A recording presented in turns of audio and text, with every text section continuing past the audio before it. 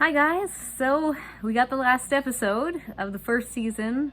It wasn't my favorite episode, but when I went through it scene for scene, the second time I watched it, I did appreciate and actually like a lot of the scenes. There are some kind of overarching things that are happening that I don't particularly love, and I'll go through that in my deep dive right here.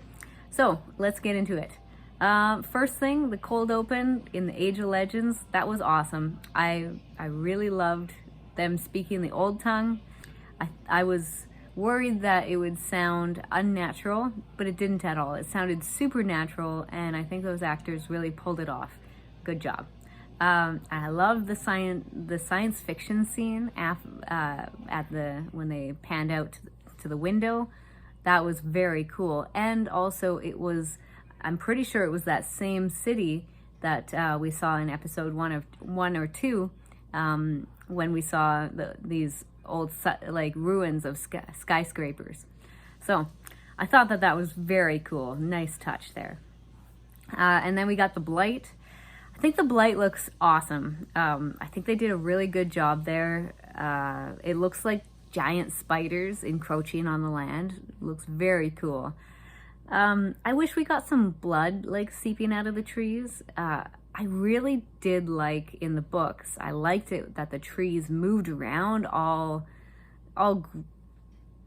gross and whipping around and grabbing people. I just thought that was so evil.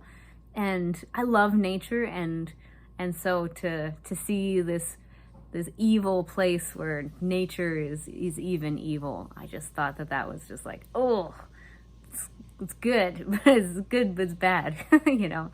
So I kind of wish we got some of that, at least some blood seeping out. It kind of seems like the Blight kills a little bit more slowly. I'm not sure. They didn't show exactly how the Blight kills. So yeah, moving on, and then we get the Perrin and Egwene scene, and I did think that Egwene conveyed the emotion of panic for a loved one very, very good. And then we got the Nynaeve and Lan scene. Yeah, I loved hearing words right out of the story. That was nice, and I wish they had done that more. And I don't know if I'm saying this just as a book reader, but I would have loved the show much more if they put some more right from book to script. If we got more of that. I'd like to hear what some non-readers thought of some specific things that were right out of the books, if they liked that more, if it landed better for them, because I sure really loved it. And yeah, I guess Moiraine has a tell when traveling through the forest. That's not in the books. I'd like to know what that tell is. I don't think that they're gonna tell us. Sorry. So then we got Rand and the Dark One dream. Yeah, book spoilers here. He's not the Dark One. We'll say I'm gonna call him Forsaken because he's not the Dark One. I thought the actor was great. I really liked every scene with him in it. It's well done. And then Rand stabs himself to get out of the dream. I thought that was very close to Book Rand. It's something that Book Rand would do. Which is really nice to see, because so far we haven't got too much character development of Rand, and he's very pretty, and so he's almost too pretty to be gritty. And that's what we get to see. We get to see him acting in that gritty, kind of clever way, and it was surprising and satisfying. I enjoyed that. And then Rand says that Moiraine usually has a plan within a plan within a plan. And I liked that we got that little bit, because that is very much Moiraine. It's very much lots of Aes Sedai. In the books, though, she doesn't really have a plan when she goes into the Blight. She just, and this is the other thing that actually, the more I get to thinking about Moiraine, the more I do appreciate her character, is because yes, she has lots of plans, but she also trusts to the pattern quite a bit. And you can see that when she takes all of them into the blight, and she's just relying on the ta'veren to bend the pattern to their need. I like that she does that. And maybe they were trying to convey that here, but she only took one ta'veren. She only took the Dragon Reborn. Yes, he's the most powerful ta'veren. But anyway, and then we get the little man Angreal, Sa'angreal, sorry. I kind of thought, well, in my mind, if I think little man, I think fat little man Angreal, because it's just burned into my mind because of the books. So I guess this is a Sa'angreal. Anyway, Moiraine gives it to Rand with such reverence, and I could see that. So that was good. And then Nynaeve can't listen to the wind since she channeled last in the ways. Like, why? Why is that? We get no explanation for that. Maybe she's unable to get angry. I don't know. Maybe she's like so smitten with Lan that she's not able to make herself angry. I don't know. So then we get Moiraine's novice story. That was good. It was good to get more interesting backstory on Moiraine. So then we get Min's visions, and I really love Min's visions. I want to get more of them. Every time I see them, I love them more. I'm very happy that they went the way that they did with that. I really like them. Pardon me looking down. I'm just reading my notes here. I don't like that Moiraine believes this is the last battle. Like, she has read the prophecies of the dragon. She's probably read many different prophecies, and they all have to be, even if they're not all accurate, I'm sure that lots of them say that he has to do a whole bunch more stuff before the last battle. So for her to believe that it's the last battle, I just couldn't buy that. That is a device where they're trying to up the stakes for the show, and it just did not. I don't even think the non-readers bought it. So anyway, moving on, I guess. Oh, I got some hot tea here delivered by my son. Thank you. So then we get yeah, I really like Uno and Ingtar. Not Ingtar, but the guy who was supposed to be playing Ingtar. I liked Uno's swearing. I like to hear that. That was a good Easter egg, although I think it could have used a little bit more oomph. I really did not like Annalise's dress or outfit or whatever that was. The circles, nah. I did not like that. Although I really did like Agomar's armor and the armor of their father. I thought that was cool. So then this is another change that they've made to the lore and the story, I guess. This is probably my biggest dislike of this episode. This episode is called The Eye of the World. The first book is called The Eye of the World, and we really didn't get the Eye of the World. We really didn't. We got a seal for the Dark One that we kind of found out was a seal, but I don't know if they really explained that it was a seal in the show. I'm not sure. Maybe it was the Eye of the World in the Age of Legends. You know, the Eye of the World with the one power swirling around in it. It's a pretty significant thing in the world, and they just changed it. And so I'm like, I appreciate the changes that are made that are good and necessary, but I really don't think they should have made this change. I think it's unnecessary and it doesn't make sense.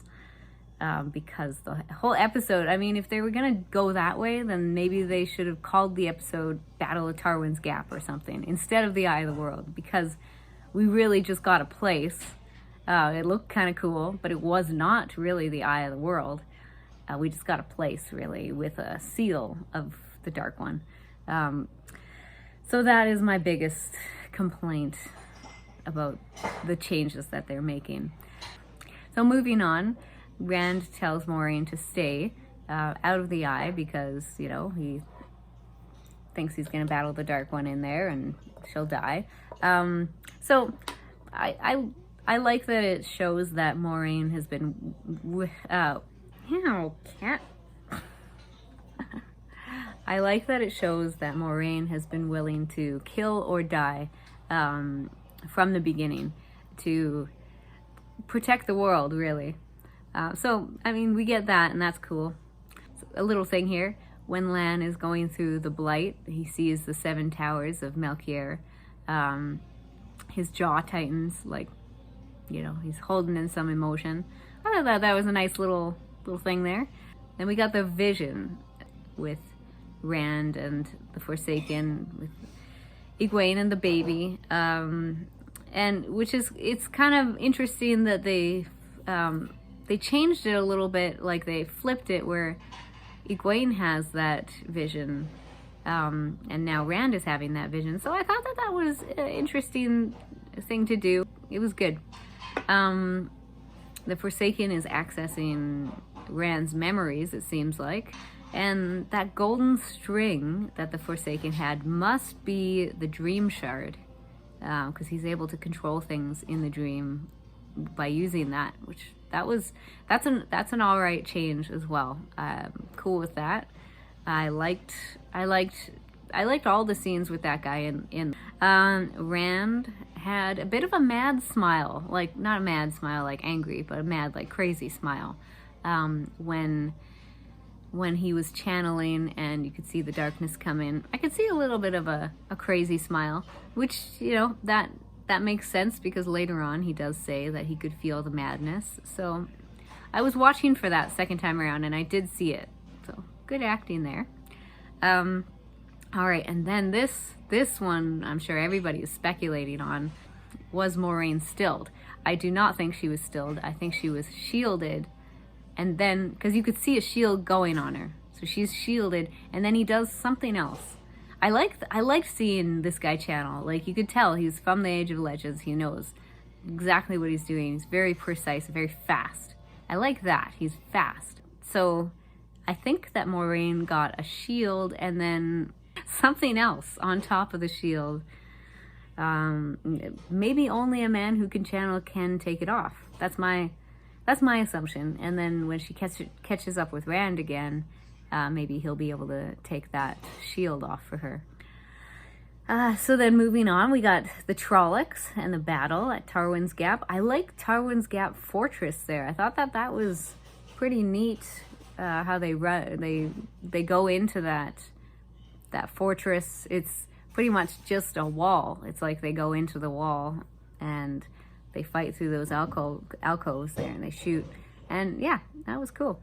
I like that the Trollocs were piling on top of each other to make a ladder. And they were very berserker. And then we get Perrin being frustrated. And I guess he was trying to follow the Way of the Leaf, which we kind of got a little bit of hint of before. But it's the last like three episodes, I think 4 episodes have been like very light on any Perrin development at all. So I mean, I was kind of a little bit surprised when I saw that he's trying to not do any violence, not help out, in fighting. And then we got Agomar being stabbed by a Trolloc spear. There was no blood. When I first saw it, I was like, what? They killed Agomar? Like, he's supposed to be one of the great generals. And so he got stabbed. Then the second time I watched it, I could see that there was no blood. He doesn't actually look like he's that injured. Usually when somebody gets injured like that, they start spitting up blood. But there was no blood coming out, no blood spitting up. I think there's something about his armor that is protecting him somehow.